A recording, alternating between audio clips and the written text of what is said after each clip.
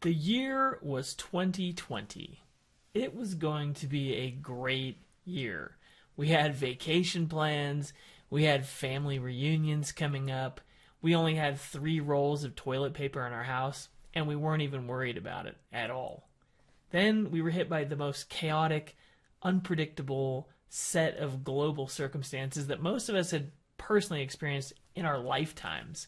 And now here we are, trying to survive in a world where our lives look nothing like we'd anticipated, and certainly nothing like we had hoped. My name is Dr. Adam Moore. I'm a licensed marriage and family therapist. I own and operate counseling practices all the way from Lehigh down to Las Vegas.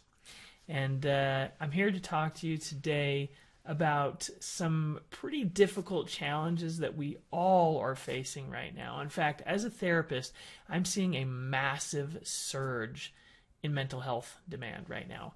I cannot hire therapists fast enough in my practices to meet the demands, the ever-increasing demands of the general population who are just absolutely begging for mental health help right now.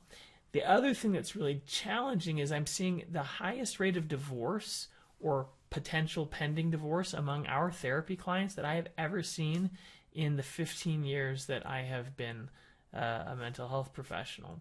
So from a mental health professional to you and your families, may I present 8 ways to not lose your mind in a pandemic. Number 1, tell the truth. This is not a time to pretend to be doing okay. Sharing your actual emotions can have powerful effects on your well-being. I know that it is standard protocol to pretend like you're fine.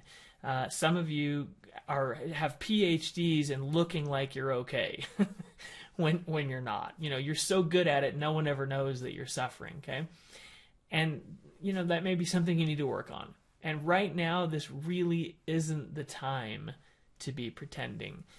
If you look at the research on sharing your emotions, it is huge, okay?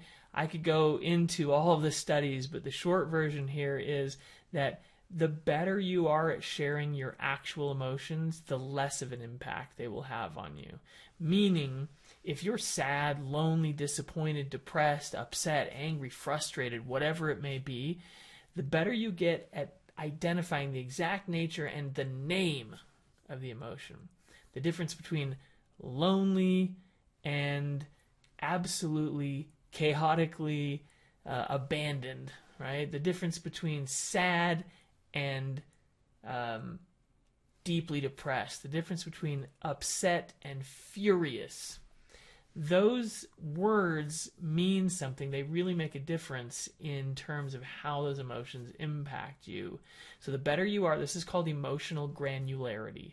The better you are at describing your emotions, the less of an influence they will have over you in terms of dragging you around by the nose and forcing you to react to them. Okay? This isn't about expressing your emotions so you don't feel them anymore. It's about expressing your emotions so you deeply feel them, deeply identify them with them, and integrate them into your life so they're not on the back end knocking on the door constantly going, hey, I'm still here. Hey, I'm just going to keep annoying you until you do something about it. Okay? The other thing that's really useful that you can do other than expressing those emotions is writing them down. Okay? Not everybody's a great journal writer, and this isn't about writing, you know, the story of your day. Therapeutic journaling is essentially writing down your deepest, most intense emotions and what you're learning from the emotions, what you are going to do with them, why you think that these things are going on, how you think they'll get better in the future. Doing those 2 things has been shown to have hugely positive impacts on mental health, on physical health, even things like relationships. Just writing down those emotions, sometimes it can be a little bit painful or ugly in the beginning, but if you continue to do it, hugely positive impacts. That's number 1, tell the truth. And by the way, if you tell the truth about how you actually feel instead of saying, I'm fine, what you'll find is that other people will feel encouraged to tell the truth too. They'll say, you know what? now that you said you're miserable, actually I am too. And that may be the first time they've been able to be free enough with another human to say they're miserable, which then starts them down on a healing path as well. Number 2, double down on your strengths. Okay? Sometimes we try to be everything for everyone. You know, it's like, yeah, I can do that, and I can do that, and I'll do this. And right now, all 5 of my children are at home every day because we're homeschooling 4 out of the 5 that are in school. And I'm just going to be really honest here. My strength is not being a teacher. Okay? I have other strengths. Definitely not sitting down and being a great teacher with my kids. So I will be handing out massive, expensive baskets of nice goodies to their teachers next year, thanking them profusely for not forcing me to do this for the rest of my natural life. I have to just focus on the things that I'm good at. I'm very good at logistics, okay? Getting stuff done, making sure everything gets done in the right time frame, looking ahead, those types of things. I'm really good at fun. You know, when it's time to have fun, I'm absolutely fantastic at that. I am very good at keeping my kids from driving my wife completely up the wall and losing her mind. I'm excellent at that. Those are the things I want to be focusing on at home. I also want to be focusing on things that I'm good at in terms of contribution, whether it's work or social contributions or to a cause. Whatever you're doing, put your energy into things that you're actually good at. Really double down on your strengths. If you look at the research on putting your energy into strengths, they find that people feel more competent. It reduces depression. It increases self-confidence, your sense of competence. Even self-acceptance or forgiveness can be increased by focusing on strengths. And overall life satisfaction is just better when you're focusing on your strengths. Okay? Plus, other people around you will benefit. When you're focusing on your strengths, you have more emotional resources to cope with those inevitable explosions that happen. And I don't know about you, but I notice this really big difference. Sometimes my kids will all be screaming at the same time because that's what they do. They all start screaming at the same time. Okay? They're all losing it, and there's cereal all over the floor, and the dogs are, eating chocolate bars and right on the edge of death. I don't even know how they got them, but that's just the life. I have kids that range from 2 to 12, right? 5 of them. So just pure chaos. And some days I'm like all zen. I'm like, oh, that's cool. Whatever crazy stuff's happening, we'll be fine. And other days somebody like sneezes wrong and I'm ready to throttle them. You may have noticed that about your life, okay? A lot of that has to do with resources, emotional resources, physical resources. Have you slept enough, etc. If you focus your energy on doing things that are your strengths, you will have more emotional resources to tolerate that type of chaos that often happens. Now, related to this, number 3, own your weaknesses. If you're not good at something, don't pretend to be good at it. You may have to do it anyway. If you're a single parent, there are things that you have to do regardless of whether you feel like you're any good at them. Like everything, okay? Even if you're not a single parent, there are things that you often have to do that just are the things you have to do. But I like to just tell people, I like to be really honest and say, I'm not any good at this. I'm going to try. I'm going to do the best I can. This is not my strength. It's not going to go well. People have a lot of forgiveness if you're just really honest about your weaknesses, okay? I just can't be everything for everyone. I'm going to own it. And one of the ways that you help manage this is by setting boundaries, right? Be able to say, there are things I just can't do for you. There are things I can't be for you. Here's what I can do. These are the things I'm good at. These are the things that I can do. These are the things that if we do these together, you're going to have a great time. It's going to be positive. This other stuff, I'll try, but it's probably going to go poorly, okay? Owning those weaknesses allows you the freedom to not have to continue to pretend or to expect a better outcome. That helps with your mental health. Number 4, plan for a better future, okay? There's lots of studies that show how the power of visualization can really improve people's lives. I mean, they did a study with high jumpers, right? They're jumping over this bar. They just imagined jumping higher. This is true. They just sat there and visualized all the body movements it would take to jump and try to get a little bit higher. And they found that those visualization processes allowed them to actually jump higher when they went back to the jump. Makes absolutely no legitimate sense, but it's still true, okay? Right now is a great time to plan for this better future. Plan a vacation together as a family. Plan a vacation alone. That's the best vacation of all. Goodbye, everyone. Good luck. Okay, which, by the way, we'll be talking about in a few minutes here. Studies have found that planning, the planning aspect of vacations, if it's done well, not necessarily some of you are like, no, the planning is the worst part. Thinking about the fun things you'll do, the activities you want to do, where you want to go, etc. I'm sleeping in till noon every day. That kind of planning ahead has really positive effects on people, such that it makes it so that paying money for activities or experiences is the better word, has much better health and mental health benefits than paying money for stuff. Okay? And part of that is the planning aspect. Part of it's the remembering. Most of our vacations, we remember them better than they were in real life. I took my kids to Disney World 5 or 6 years ago. They were all rather young.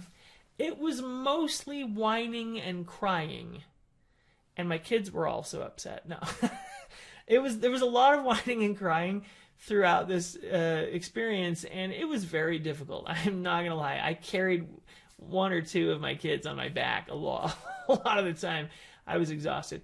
But now, as we look back on it, everyone just has positive, upbeat memories of it. They just thought it was the greatest thing ever. So sometimes we can positively adjust our memories of painful experiences. That's a good thing about the fallibility of human memory. So put together a savings account right now. If there are things that you're not spending money on because of COVID right now, put the money that you would have spent into a savings account and make that your fund, so that when all of this is over with, or a little bit more in the rearview mirror, that you have some money saved up that you can do something as a family. Okay, if you're out of work because of COVID and there is no money right now, then focus your energy on the fact that nothing is ever the same.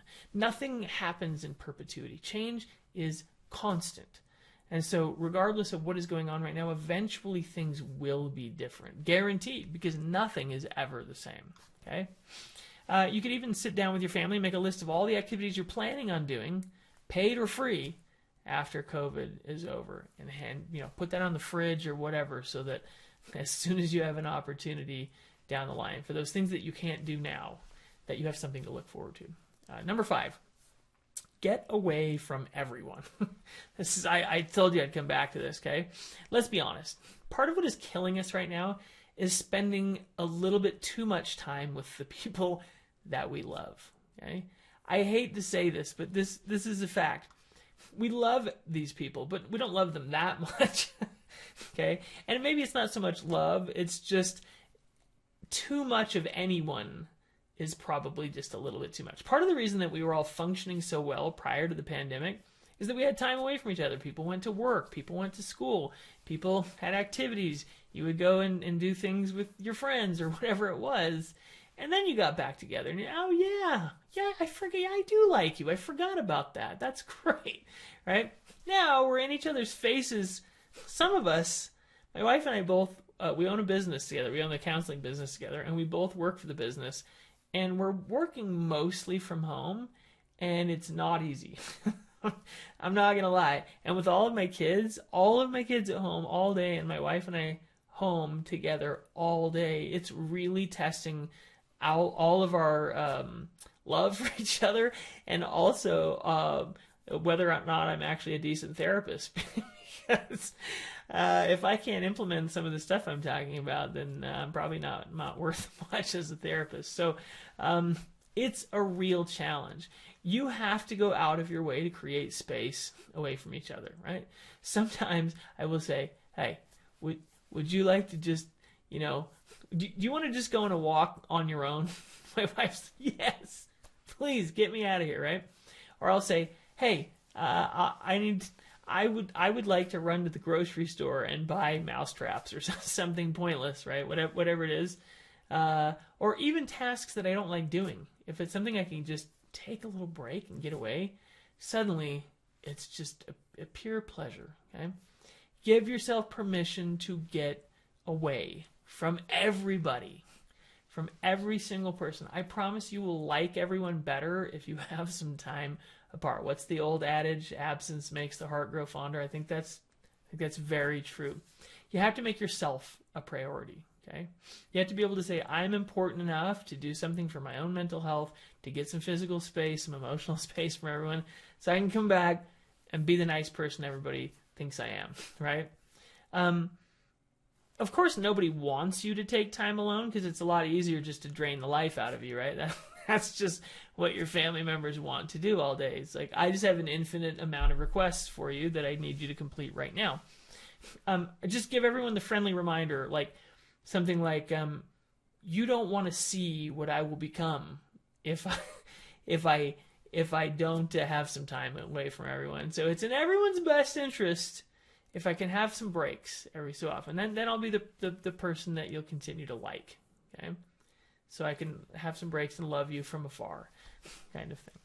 Number 6, give yourself permission to be a train wreck. Okay. What is worse than a global pandemic is a global pandemic in which you have to pretend that you're not in the middle of a global pandemic. Okay?